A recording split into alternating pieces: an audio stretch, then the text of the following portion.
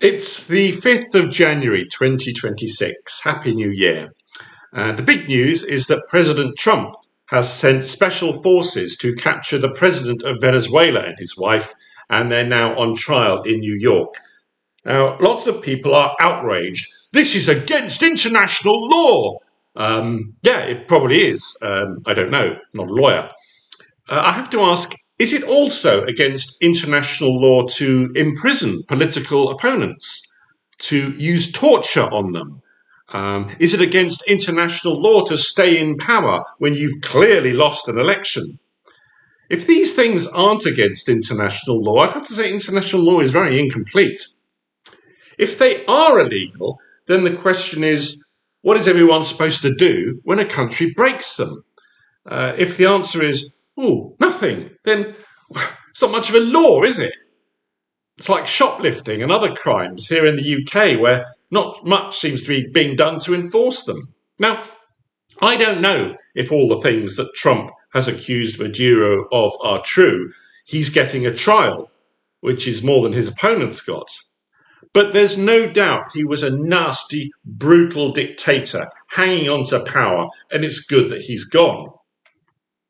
Now, I've heard the argument, what about all the other brutal dictators? There's loads of them in the world.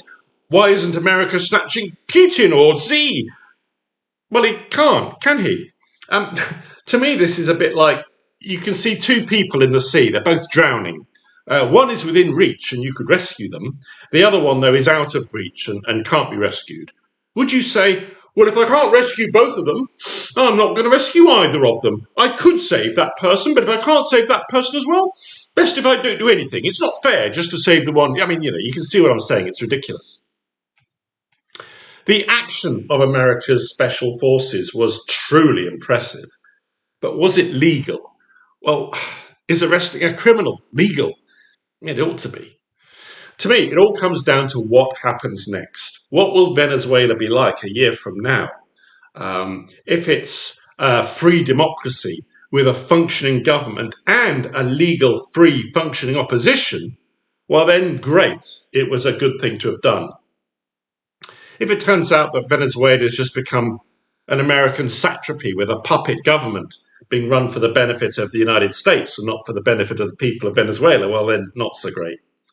And of course, if it's just another Iraq or Afghanistan with huge unrest, violence, and no clear way out for America, then, well, clearly it will have turned out to have been a terrible decision.